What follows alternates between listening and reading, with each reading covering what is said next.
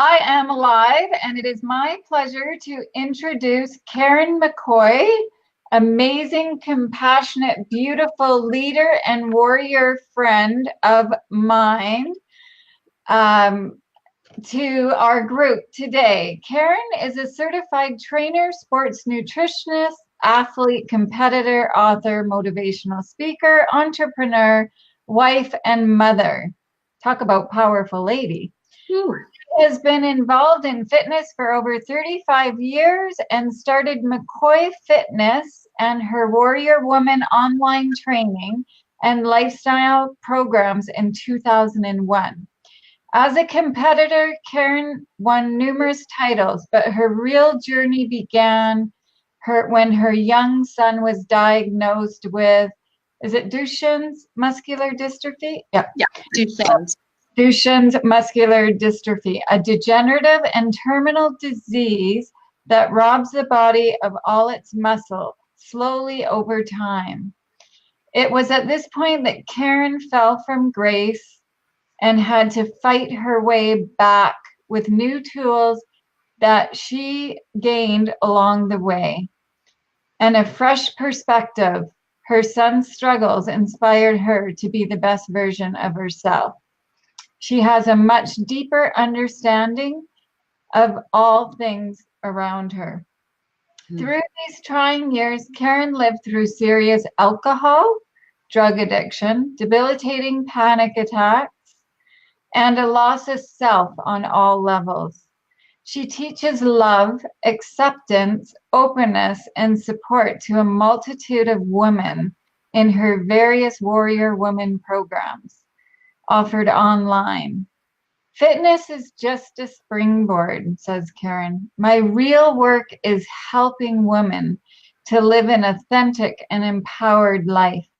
I know that my job here on earth is to serve, and I take that responsibility very seriously. Let's have a warm welcome for Karen. Thank you, Debbie. Wow, that sounds great. Who wrote that? I can so connect to all of it. It's just me and you are so connected. Yeah, for sure. So tell us just a little bit about your journey and fill us in on where you're at and your passion and your purpose and all that fun stuff. Yeah, well, I always say I was a meat and potatoes gal. I lived in Ontario, born and raised there. Pretty, nuclear family, pretty basic. And then there was an upset when I was around 12 years old. My father wasn't around for years, and God rest his soul. And what we didn't realize was that my father had a whole other family across town. And and we didn't know for years. So I watched my mother struggle and not want to ask the questions, right? Which, of course, decades later, she wished she did. But she was trying to maintain motherhood with 3 kids, and that was when things kind of fell apart for me because I didn't understand. I was 12 years old. I came to the conclusion that what I thought I knew was reality wasn't, and I didn't trust anything. How could I trust if I thought I was living one way with a dad and a mom, and then all of a sudden there's this whole other life that had been hidden for years? So for me, that was a real big, I remember feeling it, Debbie. I remember feeling when I heard the news, it was like a clunk in my solar plexus. So talk about the body being aligned with the spirit, right? And I felt this heaviness in me. And then from there through my teens, everything just kind of tumbled away. I lost touch with my friends. I gained a lot of weight. I was very depressed in school. I couldn't wait to get away. So 3 days after high school was done, I packed up and I left with about $200 in my pocket, flew clear across the country to Banff. Wow. And I was there with a girlfriend. She was there for 6 weeks. I stayed for like 17 years.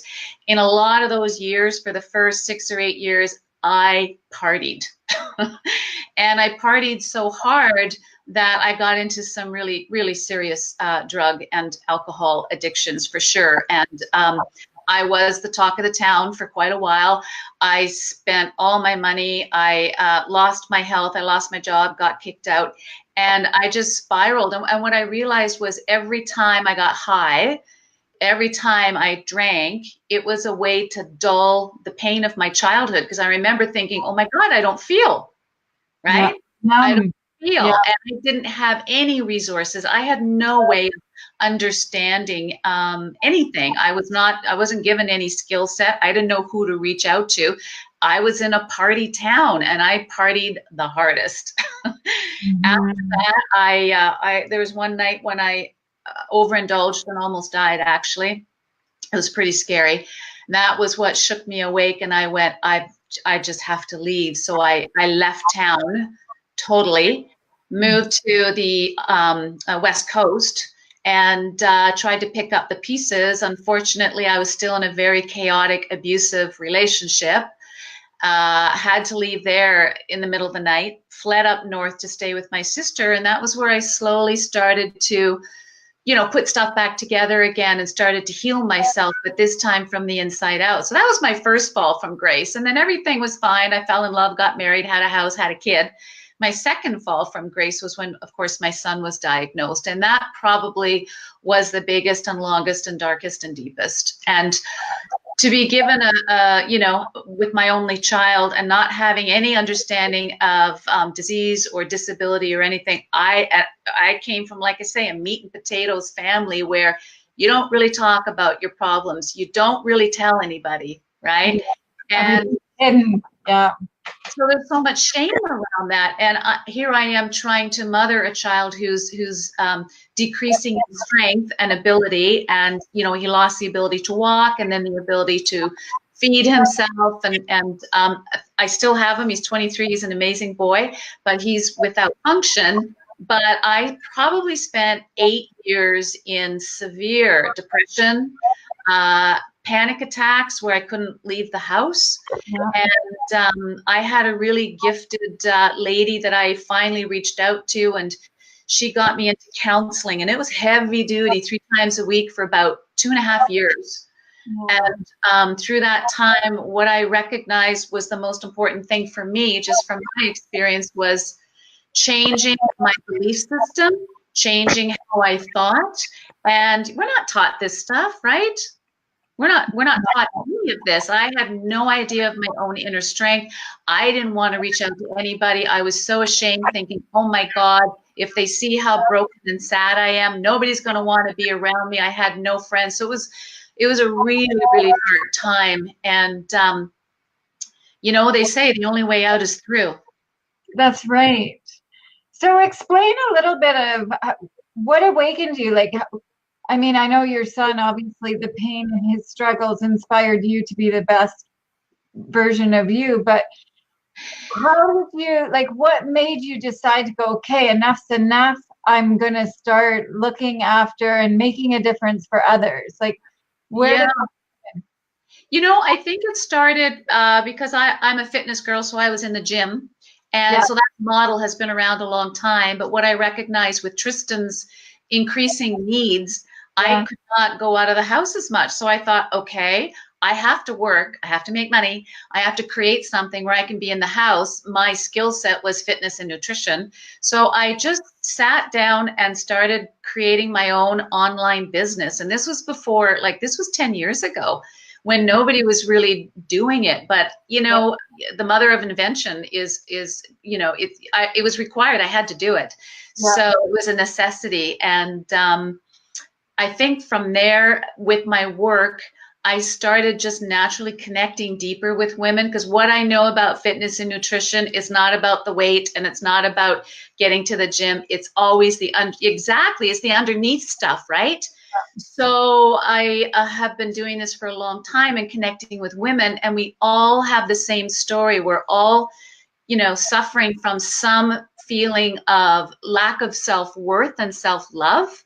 That's why we overeat. That's why we have addictions. And I mean, there are a lot of other genetic reasons as well, which wasn't what my experience was, but I could see it in women everywhere. And I think just that ability to connect, I'm here to serve them, but they were serving me too. right? And you know that with your work, when you open up the conversation. And that just helped me to get out of my funk, really. Yeah. And I started seeing my experience is worthy to share. My experience is not to be shamed. And I can help other women because not only that, I have a constant in my life with my son's challenge as well. And I could, I could go back to that place and dull the pain the way I used to. Yeah. I don't ever want to return there again. I don't ever want to return there because now I have another purpose, and that is to help other women. So I really think, and that's just been a climbing out process. I really think that that's what kind of woke me up, was like, I can help somebody else. And your story is amazing, and it hits home. Like we talked about it before, that it hits home with me because I too have a genetic disabled, very complex son with special needs. And the thing is, it's the way I look at it is it's monkey see, monkey do. I help you, you help me, and we connect and we become one, and the world becomes a better place because of it, right? Mm-hmm. And we all have the power. Every single one of us has the power to make the choice, right? Yeah, but we don't always believe and trust in ourselves and our own strength. I think that's the point. So I think having the inner circle, which we have, is important, but we still need to feel okay putting it out there. And I'm still a little bit reserved. A lot of people know me as the fitness girl. They don't really know the depth of this story a lot. I always share if they want to, because it is a way of connecting, but there still is that, I don't know if I want that out there, right? Vulnerability. Yeah. Right? You're making yourself raw, vulnerable. I tell you, when I hit that push button, the first video I did, Yeah. I was like sick when I hit send, right? Because I knew it went out, but I knew deep down that it was freeing. Like you feel free when you're true to who you really are, and there's no mask on. You know what I mean? There is so much energy used up in trying to not show up and trying to not, keeping those masks on. It is so draining. And I did that for so many years. And people that live with certain situations for life, it would be extremely draining. And my hat's off to them. I mean, my challenges aren't near what I see a lot of people challenged with. And all I've got to say is that I look up to them, really. And that also allows me to tell my story, I guess. Exactly. And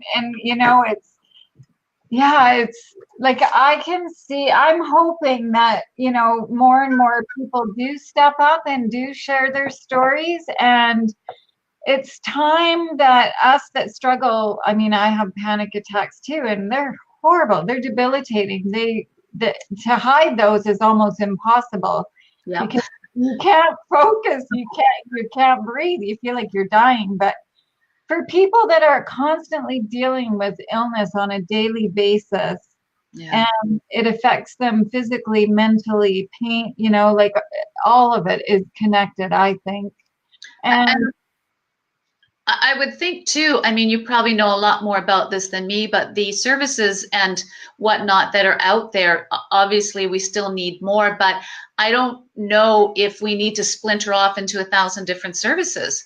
I think it's more about creating that community that can be supported. And I don't know. I mean, you could probably speak more to that, but women, especially, because I deal with women, well, men too, but women have they have a lot to say, but it's tough for them because we're taught to not. We're taught to, we're the backbone, we feed everybody, we put everybody else first. And then men have their own stuff where they're supposed to be strong and vigilant and care for the family. And I can't imagine that it's the roles that we carry with us, right? Our roles, our careers are not us. That's the problem. And I see so many people, doing horrible things because they think they've let somebody down. They've gone bankrupt or they've whatever, but that's not them. So we need to get to the juice of it. And I don't know. Yeah. Well, the one thing that I always say and I believe in wholeheartedly is awareness. Awareness is crucial to anything that we put our minds to, our hearts to. So, awareness of Duchenne muscular dystrophy, right?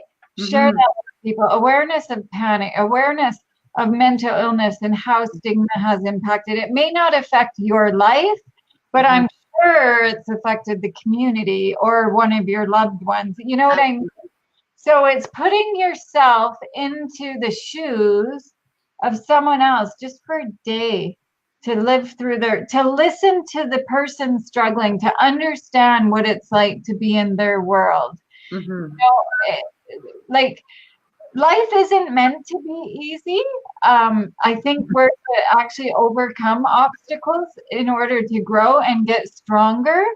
And we all lose loved ones. We're all here to be born, to be alive. And we do end up leaving sometime, right? So life's too short to be miserable. And I think education, embracing each other's weirdness, uh, and learning from each other, because I find there's no school that I could attend that gives me the knowledge that you and I are having this conversation about right now. Exactly. It only took 40 or 50 years for us to get there, right? I know. And I think that there is this new movement. And I like what you said about, because I always say that when you butt up against something where you're forced to go into it and grow, that is how we grow. And I think with my experience, I'm now okay with moving into it and going, instead of saying yes, but now what? Resist, resist, resist. I'm like, okay, now what? Where are we heading? Where are we heading now? What do I, and it's just about staying open, and that surrender, I think, has been the biggest gift for me, because when I didn't surrender, man, oh my gosh, that was when all the physical and mental stuff, it got very, very dark. And I just felt like I couldn't surrender because you're supposed to push, push, push. Well, no, you can actually move through without pushing. And I remember when my son was diagnosed, we were living in Ottawa, and I had no friggin' idea what was going on. He was just walking a little funny, went to the doctors, and he gave us this diagnosis. And I remember looking outside, and I remember thinking, why is the sun still shining? And I was devastated, and I went to see a counselor, and I still remember her name. I won't say it just in case she's still out there. But I was in there crying, and she said to me, I need you to fill out a prescription of antidepressants. And I said, why? And she said, well, I can't treat you until we get you, and this is not, I'm not saying anything against antidepressants, but for my journey, what I said to her was, my son was just diagnosed with a terminal illness 3 days ago. I'm supposed to feel this. I need to feel this. I'm not afraid to feel, and it's going to be hard and painful. And she said, well, I can't work with you. And I said, well, I can't work with you because I think you're afraid of my sadness, and I'm okay feeling it. So I think it's important to meet the person where they're at and not always take on this one size fits all. And I resisted the whole time, and I went on my path that was right for me, but it was a lonely path because I couldn't find the support. It was just support that didn't suit my personal philosophy. Yeah. Right. But there's such fear around. I remember somebody saying, I don't talk to Karen about it because I don't want to remind her of it. And I'm like, remind me of it. I'm living it every second. Exactly. It's your life. Yeah. Right. And I always say to people, if there's a woman, because from my experience, it was so isolating, like people wouldn't even talk to me. It's not like anything he has is contagious. But I now say to my women, if there's a woman across the road from you and you know she's in distress, just go knock on the door. Are you okay? Yeah. Are you okay? Can I bring you something? And I'm telling you, that's all I needed was somebody just to say, like, how do you feel today? I feel really lousy. I'm really sad. Boom. Right. But that's not how we operate in our society. It's like, oh, no, can't say anything. We got to keep mustering about. And I would just say to people, just allow somebody to open up and say, I'm having a really lousy time. And Mhm. that is sometimes enough just to be validated. Validate it, exactly, and feel like, that you someone cares, or right? It's so important. And Mhm. that brings a really good point again, that people that are suffering with, the really hard mental illnesses that affect, like bipolar, schizophrenia, autism, they do perceive differently, but it doesn't mean that they don't require love and support, Yeah. and understanding, like you say, listen to understand. You don't even have to be verbal to understand. No. you Yeah. can you can share your love by eye contact, or a touch, or Mhm. and I think so many that have been shamed, with stigma and the hush hush and be quiet, let's keep this hidden, and it's it's it's caused our world to be in crisis. Absolutely. You look at the addictions, you look at the homelessness, you look at the overdoses on opiates. Yep. uh, like you go to the doctors and they give you pain pills. You're right, feel the pain, it's real, pain is real, and we can grow from it, Yeah. instead of numbing it and then getting your body addicted to these crazy opiates. And then I don't know. Well, you're Victoria, so the overdoses that are going on every single day, and then the suicides, and then Yes. the premature death because of illness. Because once you become ill, you block all your energy sources, right? Yeah. And it just gets darker and darker. And I think all you need, when I went into counseling, there were times, honestly, Debbie, that I would just go into counseling and just for an hour, just talk. And I Yeah, remember the counselor turned to me at one point and said, you don't really need me, do you? I'm like, no, you just sit there. I'm just going to do this. And it was just this. It was my childhood. It was all the years of trauma and abuse. It was my sons. Everything was coming out. And I went through months of that at the get go about 3 times a week. And I got to tell you, I never slept better, right? Just yeah, that's let awesome. the burden down. But then you also have to remind yourself that you can't just let it down once. Yeah, Because it's a constant letting go. It's a waterfall, and you've got to keep those valves open. And that's why things like this support group, or the work that I do when I connect with women coaching, or whatever it happens to be, whatever speaks to you, keep the valves open, because it's like doing a soup and stuff skims to the top, and you take it off and more stuff comes up. But it becomes a process that you don't fear anymore, because now what's on the other side, and that's freedom and lightness yes, and yeah, acceptance. And that is why now the challenges in life, they don't get easier as we age. I'm convinced they get harder, but we get better at traversing them. And I don't butt up against it anymore. I'm not like this anymore, no, right? that you're not powerless, but when an obstacle comes your way, it's like, okay, how do I solve this now? Yeah, You look at it a place from your heart, rather than your mind yeah, hating it, resisting it, and not allowing it to come near you. yeah. Because we're always going to have obstacles, right? It's how we react to them. Yeah, and I read this one article once, and it's really beautiful, saying you're either expanding or contracting. And so when you're always moving in, you become wiser and you're expanding. But there are some people that will contract and get harder, and those are the ones I worry about. Yeah, Those are the ones that haven't learned or haven't been shown that it's okay to, because a fear or a vulnerability, it's not you. It's that's what right. you carry, right? Like I'm not sad, I feel sad. And so once you can park that, and that's what we do in our lifestyle coaching, once you can look at that and Yeah, put it over there as part of you, it's not you. And I think that's really powerful too for people to understand. But again, they should be teaching this in school, yeah. especially now, right? Our youth are really having a tough time. Yeah, educate our young about mindfulness, right? And acceptance, and it's okay to be not okay and to reach out and say, "Are you okay?" Yeah. From a Because place. we're not really okay, because I'm not perfect, you're not perfect.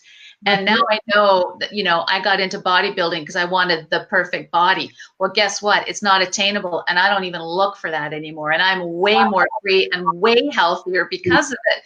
But there's that persona of the perfect woman, right? And Yeah, that started at 5 years old. So yeah. imagine all the other stuff that we pile on top of it, and all the expectations, and it's just absolutely crazy. So we need to talk this stuff through so we can just dismantle a bunch of it and get on with life the way Well, we're meant to be, the way we are as snowflakes. We're all snowflakes. exactly. And the thing is, like, um, they're all false beliefs. It's the outside world that has created these false beliefs that we're brainwashed into believing. Yeah. And our minds are so powerful that I think negative thoughts, they stay way more than the positive, right? So Yeah, well, yeah, they've proven that. I was actually just doing doing some teaching on that, where the strongest beliefs are the most unconscious, exactly. So right? yeah, so I'm mindful now. Like with my group, I've evolved a lot. I've learned a lot. It's helping me. I believe I'm healing, as I told you. But I'm mindful of the sacred space that I have in my mind, and I only allow positive thoughts in there. If it's negative, I'm with it. I still have it there, but I'm brief with it and then I let it go. It's gone. I cut a tie, balloon, trash can, whatever. And I'm Nice. doing that with my son now too. So when he has a moment, which is quite frequently, Mhm. we'll say, is that a negative thought? And if it is, then he puts it in the trash can. It Wow. does, it doesn't keep in his sacred, we call it sacred space. Yeah. Isn't that nice? As mothers, we can offer that to our children, because it wasn't offered to us because nobody knew. It's nobody's fault. But that model, I mean, we only model what we know. But the fact that you and I and all of the other thousands and millions of people at this time in our world now can create something fresh, right? Yeah. That's Yeah. really exciting. And that's the way I look at it. And I say to my women clients, you can change the pattern here. And that's exciting, so that you can actually leave a healthy legacy with your children or your Yeah. spouse or whatever for when you move on. And I think that's just the best thing that we can possibly do. That's why we're here. Exactly. And that brings another part, like words are so powerful. And Mhm. who knows what right or wrong is, right? And Yeah. really, when you think about it, what's normal and what's not normal? Maybe we're the normal ones and all the normal ones are abnormal. Let's turn it on its head, okay? We're on the inside here. Exactly. And that's where I'm coming from. Like I know that like Albert Einstein, he was insane, but man, he changed the world. And I think bringing all of us that struggle with mental illness together, we have power. We have Yeah, superhero powers yeah, because we have beautiful minds that have believed that we're not worthy, not lovable, and there's something wrong with us. We're yeah, changing. yeah. We're Yeah. changing the neurotransmitters. They're firing differently, right? Exactly. Yeah. And Yeah. that just takes consistency. And I think the more we have groups of support, the more we talk it just etches those tire tracks deeper, right? So we're creating new tracks. That's right. Yeah, it's awesome. And I'm so excited to be on this journey with you. And it has already been half an hour. There you go. I knew it. We'll have to have coffee one day. We will. We're close Yeah. to each other. So absolutely. So I just want to make sure I share with the group and on this video everything that you're doing. So it's Warrior Woman Living on Yeah, Facebook. that's my main site. I also have warriorwomanfitness.com. That's our training site. And yeah, it's I run different programs throughout the year. I run coaching programs. Right now I'm doing a 10-week best shape challenge that started. I do metabolism course for women as well. I am all women, sorry men, but I have my hands full with women. And I do some retreats sometimes out of the home too, but it really is, I like the online because I'm able to be with my son, but also I'm able to now, like we can reach women anywhere. And I think that's the beauty of it is using this technology, although I was resistant at first, but using it so that we can expand our way in the world. And I think that connection everywhere is really, really important. So that's also why I love online training. And now with different tools like this, we can keep the personal in whatever we're doing, right? That's so important. So important. It's good to use social media for the greater good of humanity, right? So absolutely. And there's always going to be people who don't, but we don't ever put our energy there. And if we don't, they don't really show up. Exactly. Right. Yeah, I haven't had any issues on my group whatsoever. I haven't either, none at all. And that's just because what you put out, you get back. So I really do thank you, Debbie, for allowing me to be a part of this for sure. I think it's amazing work that you're doing, and that's why you're here. And we'll have to have that cup of coffee one time. We're island girls, right? Yeah, you bet. Okay, awesome. Well, thank you too. And it goes right back at you. You are definitely a good-hearted warrior friend of mine, angel friend. Yes, thank you. And I wish you the best. Yeah, and I'm on your page, and I love seeing everybody's journeys and whatnot. Absolutely. I think what you're doing is fantastic, and you're a brave, courageous, beautiful woman. So I thank you for that. Thank you so much. Right back at you. Okay. Okay. Ciao, everyone. Thank you. Bye. Bye.